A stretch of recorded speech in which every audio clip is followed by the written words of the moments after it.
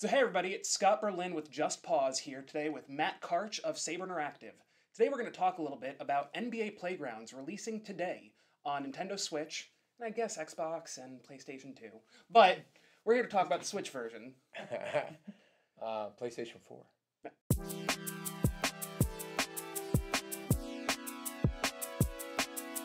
Okay, so what was the question now?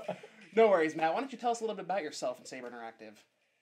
So I'm one of the founders of Saber. We started the company about 16 years ago. I was a lawyer working in the Empire State Building for about 16 minutes, actually. I met a couple of guys, these guys who were actually sitting in the room with us over here, and they were video game guys, and I was a video game guy myself without any experience. So we decided, hey, what you're doing is cooler than what I'm doing. Let's start something. So we started Saber, and 16 years later, we have 3 offices and about 400 people working for us on a whole host of different projects. So it's been kind of a wild and crazy ride. Sounds like it. Today we have coming out NBA Playgrounds, which is a fantastic looking arcade-style basketball game. Kind of a similar vein to NBA Jam or NBA Street, but in the next generation, fantastic graphics and some awesome gameplay, which we took a little look at earlier. What about the game most appeals to you? What's your favorite feature? I like the fact that it's just pick up and play, you know? I mean, there's a lot of great sports games out there, but the sports games are primarily sims. And so what I really like about Playgrounds is people play it, and after maybe 3 to 4 minutes of frustration, they're really just into it, and they're digging it, and they got the vibe. I mean, there's other games that are out there that are fantastic, but they're so deep and complex that, you know, I mean, I have a law degree. Yeah, like I mentioned, I was a lawyer, and I have an advanced degree, and I can't figure out how to play them. So this is nice and easy, and that's why I really enjoy it. I think that's the number one feature about it, is that it's just I mean, I'm not going to say it's for dummies, because that's insulting something that we've put a lot of love and hard work into, but it's so easy to play, and that's what the greatest thing about it is. Okay, and it has a huge roster. Launching, it has over 100 characters. But, you know, I'm a Suns fan, and there's no Steve Nash. What's going on? Are we going to get some more characters later? Are we going to get some downloadable content, some updates? Good question. Do I get to play as Steve Nash? Yes. Steve Okay. Nash is actually already done. I might even be able to give you a sneak peek of what he looks like. But, you know, we kind of were selective, not like selective in terms of, hey, you know, who's worthy of the initial release. We were selective in terms of, you know, not giving everybody giving it all the players at once, because you know, it's kind of fun to get those in updates. I mean, our plan is to release a whole host of new players for free after launch. And so we're not looking, you know, as you can see from this game, you're not buying player packs, you're earning player packs through the game's experience. That was kind of our thought. We didn't want to nickel and dime people. We wanted to give them great value, and so we're going to be adding additional players. In addition to I think there's about 150 or 153, I can't remember the exact number, that are actually launching with the game. And then there's a lot more coming post-launch. That's fantastic. So we know that there's a plethora of multiplayer modes, both local and online. But the big thing is there's an online tournament mode. Would you mind explaining that a little bit? Well, let me clarify. So we have an offline tournament mode, and an online, and Andre can probably explain better than me. We have basically an online system where there's I wouldn't call it tournaments yet. Tournaments are coming in a subsequent update. You know, we internally call these things tournaments, but they're really kind of like division-based online competitive multiplayer. But the plan is to support with significantly more content post-launch, assuming the game takes off, which we really hope it does. I really think it will, based on everything I'm seeing online, reception, just even the press it's getting. It's been very positive. Look, we saw some YouTube videos by, what's his name, QJB, right? That guy is awesome. He was so funny to watch, and he was so into the game. And then there were other guys as well on YouTube who were just really digging it and playing multiple sessions. And it kind of got that nice, you know, spectator vibe. It's fun to watch other people play because the game has so many ridiculous over-the-top moments. So, like you said, there are a certain amount of characters that come unlocked. Then through the character packs that you unlock in-game, not paid, but in-game, you will be getting more characters. Is that a random assortment? Or, say, if I want to unlock LeBron right off the bat, do I get LeBron? No. You do not get LeBron. We don't want to give people an unfair kind of advantage. I mean, part of the fun of this is the randomness of the packs, right? And so when you play the game, you earn packs, and in these packs you can save them or you can open them right away, whatever you want. But when you play the tournaments, you can earn gold packs, and the gold packs you're guaranteed to have players of higher caliber in there. You're not necessarily guaranteed to get the players you want, but if you want to get, if you're looking for that Dwayne Wade or that LeBron James or Dirk or one of my favorites, Shaquille O'Neal, or Iverson, who obviously is, happy to be involved in our game. There you go. Nice. Look at that. Look at that. So everybody in Philadelphia loves you right now. So the game does have a large hip-hop component that we were talking about earlier. Would you mind going into that a little bit? Well, look, the game has kind of got this playground vibe to it, right? And so when we were thinking about the game and how we wanted to approach this, obviously, we thought, do we license music? Do we kind of create our own cool little, hopefully iconic soundtrack? And we decided to go the route of hiring, in my opinion, one of the best composers, not only in games, but overall, in Steve Molitz, who has experience working with I can't even name to you the roster of people that he's worked with. And he has this kind of legitimate like jam/hip hop vibe. And so he started just to riff on the music, and it was awesome. It just came out great. It's a playground game, right? The playground game, you kind of need to feel like you're playing in a rhythm, right? Because the game is all about rhythm, and so the music kind of accompanies that well.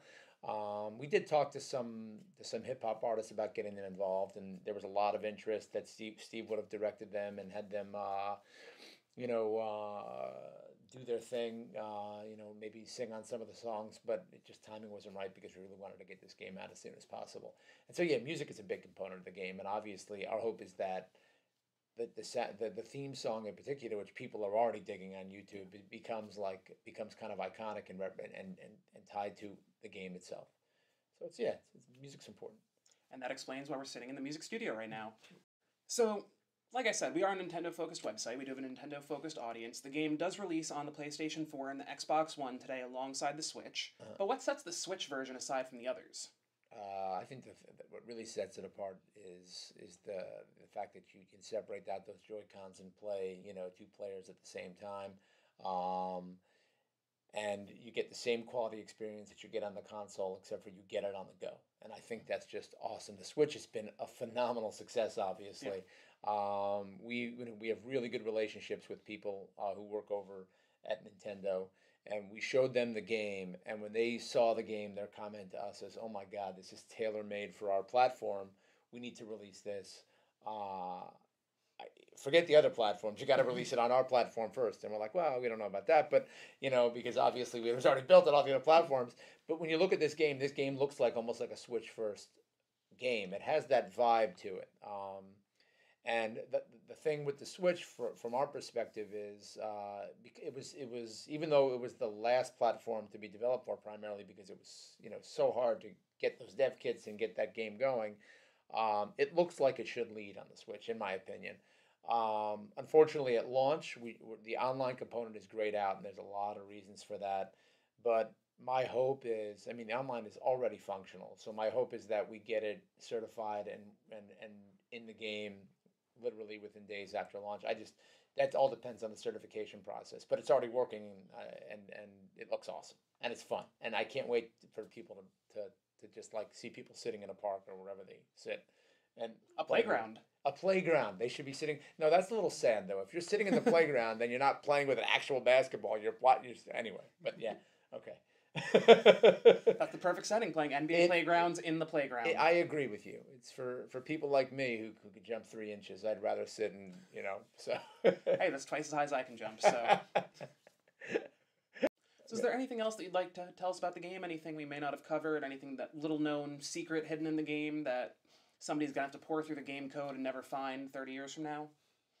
Well, this is an NBA license, and so we had to be extremely transparent. So there's really, as much as I would like to hide things in there that people would find ridiculous and funny and offensive, I can't do it, even though I live in New Jersey, because I work with the NBA and I really care about, that relationship and that license. What I will say, and what I do want to say is, we have plans for a ton of post-launch cool stuff. once again, our list is this long. We know we're doing this, and if things go well and everyone digs the game, it's going to be this. I mean, our hope is obviously to turn this into something that we're not really interested in. I shouldn't say this, and you're going to quote me on it. I'm not really interested in annualizing this. In other words, I don't want to be. I personally find it annoying. You release a game, and then a year later, you release another game. If we were to release like a second version of this, assuming this takes off, it would have to be significantly different than what we've already developed, building upon it in a major way. But our plan is with this game to support the hell out of it, to add additional modes, to add additional players, to add additional playgrounds, to add additional power-ups that we call lottery picks. I think that was kind of a cool name we came up with to describe that. So if it works, I would expect, first of all, I think for $20 you're getting a lot of value anyway. We did not want to price this we wanted to make this accessible. We wanted to make it an impulse buy. And I think we've done that. I think people are really going to like it. Based upon the initial response, we were not sure. Obviously, it's your baby, right? So we weren't sure how people were going to respond to this. And so, but the initial response has been fantastic. And so, assuming everything continues in this vein, we're going to really support the crap out of this game. So I know in a lot of the similar games, looking back, NBA Jam, NBA Street, one of the things everybody loved is all the ridiculous and crazy dunks that you could perform. Is there anything like that in this? No, this game is all about the dunks. We have, there's hundreds of animations in the game. The numbers of dunks, and I hate getting misquoted on this because everything I say, my developers are always correcting me. But there's more dunks than I can count in the game. And some of them are ridiculous. The whole objective really is to make people laugh out loud when they're playing that game. It's really kind of a smack talking game. You look a little young, so or maybe I look a little old, but there was a movie out called Swingers. I don't know if you remember that movie. Yeah. Okay, you remember it. Sorry, I didn't want to insult you. But you remember the scene where they're sitting there and they're playing NHL and they're just like they're smack talking each other, and it was like. That's what I did in college, and that's the vibe that I want people to have when they play this game. I was just playing with Steve. We were sitting on the couch upstairs, and we were playing this game, and we're shouting at each other. I would love to be able to do that with a six-pack, sit there and just rip into one another as we're playing it. And there's a lot of depth in the game, right? As you play as a particular player. Let's say I play as D Wade, and I mentioned him because before he betrayed the Heat and left. For me, he's Heat for life. You play him, you start with a base Wade, and then you go to gold, and then you go to silver, and you go to bronze, and you unlock new moves, and he becomes more of a skilled player. So it's fun. You get there, you get your Wade character, and all of a sudden you've turned him into a silver Wade, and now new moves are unlocked for him, and then new moves are unlocked at the gold level. Which is awesome because it continues that kind of progression. And when you have 150 players and all of them are getting unlocked with new moves, it's really cool. And it keeps people wanting to play more. The other thing that I could say about it, which is great, is that certain players in the game have dunks which are unique exclusively to them. So their signature. So Shaq with his two-handed dunk where he kind of hangs on the rim and lifts up his legs, that's in the game. And believe it or not, there's one hidden thing. So if you get the Shaq character, Shaq is the only player that has a voiceover. Because Shaq did it for me when I was down there in Atlanta meeting with him. He did the voiceover. So if you get the Shaq character, you're getting a little piece of Shaq in the game. So that's I've opened up that secret, but there it is. Well, we got at least one there. Yeah. But speaking of Shaq, we also know that you guys are working on Shaq Fu. Is there anything you can say about that at this time? It's done. It is done. Although it's not done on the Switch yet. That's being worked on. It's been a very interesting ride. It's a ridiculous game. The game was literally so over the top that when we shared it with some of the people that were responsible for managing the license, they said, this is too offensive. You need to tone it down. And so now it's a family-friendly version of Shaq Fu, but it's still hysterical. So that's pretty much all I can say about it. And I probably said too much already. Well, thank you so much for your time today, Sure. Matt. It's been a pleasure. Thanks. Look forward to NBA Playgrounds coming out today on Nintendo Switch, PlayStation 4, and Xbox One. I'm Russian Elvis, so if you want to play me, you'll find me on the playgrounds. And don't forget, we still have our Super Bomberman Super Giveaway going on right now. So make sure you enter following the link below so you can win a copy of Super Bomberman R for Nintendo Switch.